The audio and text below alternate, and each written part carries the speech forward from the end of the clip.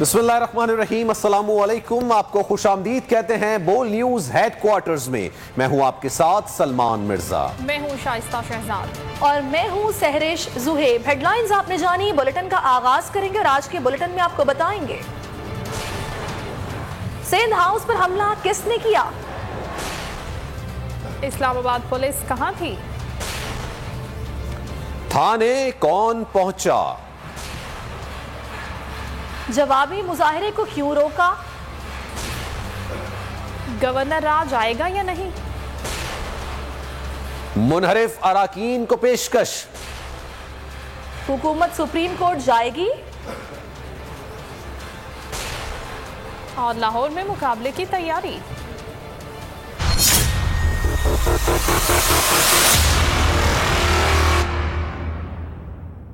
इस्लामाबाद में तहरीक इंसाफ के कारकुनों ने सिंध हाउस पर हमला कर दिया। दरवाजे को धक्के दिए, लाते मारी और फिर अंदर घुस गए। कारकुन लोटे लेकर तहरीक इंसाफ के मुनहरिफ अरकान के खिलाफ एहतजाज करने पहुंचे थे। इस्लामाबाद पुलिस ने 2 MNAs और कई कारकुनों को गिरफ्तार कर लिया। कारकुनों के खिलाफ मुकदमा भी दर्ज कर लिया गया।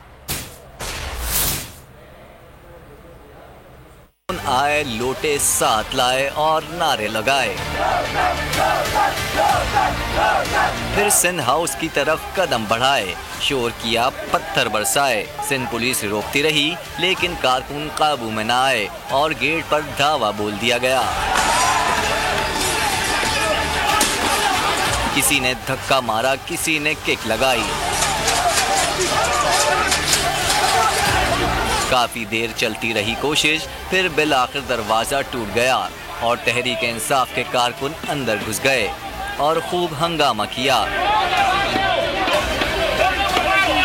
एहतजाज में अरकान असेंबली फ़हीम खान और अताउल्लाह भी शामिल थे, जिन्होंने अंदर मौजूद अरकान पर इल्जामात लगाए। अगर आप बाज नहीं आए या कोई और इस तरह करेगा, खुदा की कसम अंदर घुस के घसीट के बाहर निकालेंगे। इस बात में आपकी सेफ्टी है कि आप वापस आए, माफी मांगे और इमरान खान साहब के साथ खड़े हो जाएं। सिंध पुलिस के एहलकार नाकाम हुए तो इस्लामाबाद पुलिस मैदान में आई, दोनों MNAs और कई कारकुनों को गिरफ्तार करके ले गई।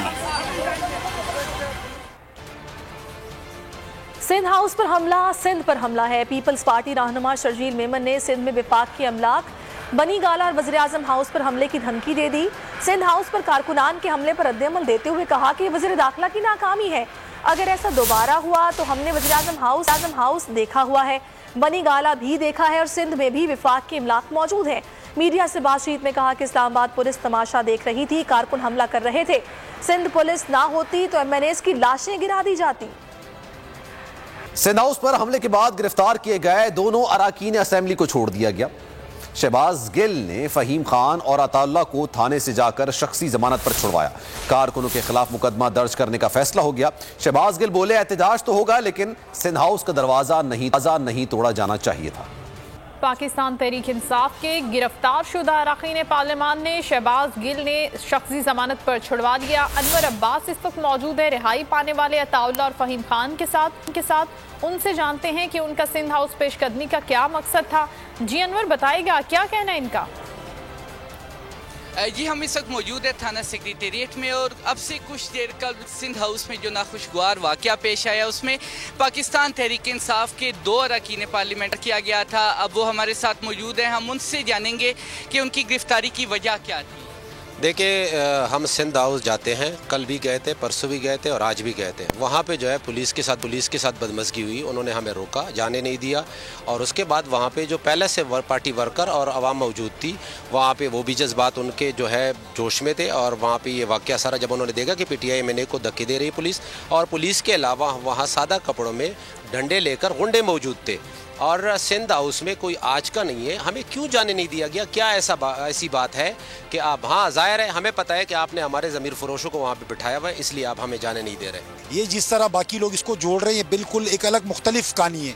हम वहाँ गए, गवर्नर साहब की एनेक्सी है वहाँ पे, हम उनके पास मिलने गए। हम अक्सर व बेशतर हम जाते रहते, बाकी हमारे MNAs भी जाते हैं, मिनिस्टर साहबान भी जाते हैं। हम दूसरे गेट से गए, वहाँ पे उन्होंने गुंडे खड़े किए थे जिनके हाथ में डंडे थे और पुलिस गर्दी जो जरदारी की पुलिस है, सिंध पुलिस, उन्होंने हमारे साथ बदतमीज़ी की हमारे तारुफ कराने के बाद तो ये वाक़या पेश आया। जिनका कहना था कि सिंध पुलिस की जानिब से बदमज़गी के बाद। बहुत शुक्रिया अनवर, आपसे मजीद भी जानते रहेंगे। सिंध हाउस पर जो हुआ हरगिज नहीं होना चाहिए था। हमारे कारकुनान को अपना एहतजाज पुरअमन तरीके से रिकॉर्ड कराना चाहिए। वज़ीर ख़ारिजा शाह महमूद कुरैशी का रद्द-ए-अमल बोल न्यूज़ से खुसूसी गुफ्तगू के दौरान कहा, हॉर्स ट्रेडिंग रोकने के लिए आईनी और जमहूरी रास्ता इख्तियार करेंगे। वज़ीर दाखिला शेख रशीद बोले, अदम एतमाद में भी बहुत दिन है, ऐसा नहीं होना चाहिए था, मुल्क किसी और तरफ जा रहा है। हमारे कारकुनान को एहतजाज पुरअमन तरीके से रिकॉर्ड कराना चाहिए। हॉर्स ट्रेडिंग के बारे में जो हो रही है, जो बोली लगाई जा रही है, उसके बारे में हम हर रास्ता जो है सियासी, जमहूरी, कानूनी जो है वो इस्तेमाल करेंगे। वो हमारा इस्तेकाक है, अपना दिफा करेंगे। ये अफसोसनाक वाक़या है, इसकी जितनी मजम्मत की जाए कम है। ऐसा नहीं होना चाहिए। अभी ये अदम एतमाद में बड़े दिन है, ये तो मुल्क किसी और तरफ जा रहा है, इसकी मैं मजम्मत करता हूँ।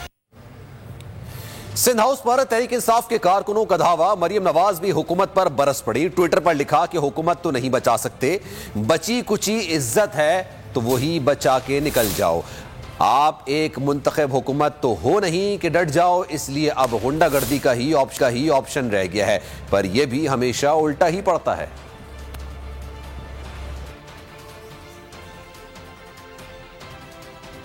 इस्लामाबाद में तहरीक इंसाफ के जवाब में JUI के कारकुन भी एहतजाज करने निकल पड़े, लेकिन इस्लामाबाद पुलिस ने उन्हें रोक दिया। कारकुन सिंध हाउस नहीं पहुंच सके।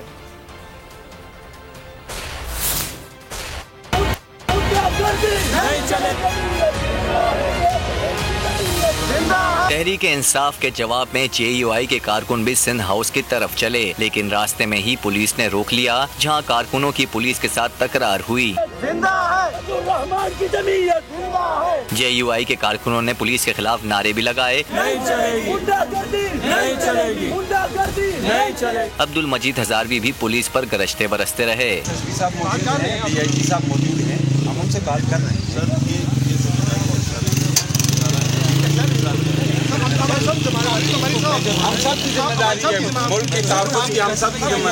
तर्जुमान JUI असलम गौरी ने बाकायदा ऐलान किया था, PTI के कारकुनों के जवाब में JUI के कारकुनों को सिंध हाउस भेजा जा रहा है।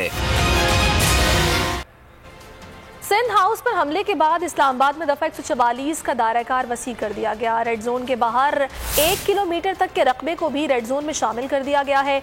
जिले इंतजामिया ने नोटिफिकेशन जारी कर दिया, जिसके तहत Embassy Road, South University Road, Khayaban Iqbal, Shahrah Suhrawardy, Serena Chowk और ढोकरी चौक को रेड जोन करार दे दिया गया। इसके अलावा मरी road, 3rd Avenue, Khayaban Iqbal का साउथ एरिया, चाइना एम्बेसी भी रेड जोन एरिया करार दिया गया है। सिक्योरिटी फोर्सेस को रेड जोन में हमा वक्त रेड अलर्ट रहने की हिदायत कर दी गई है। रेड जोन की खिलाफ वर्जी करने वालों के खिलाफ सख्त कानूनी कार्रवाई की जाएगी। दफा 144 को मजीद 2 माह के लिए लागू कर दिया गया है।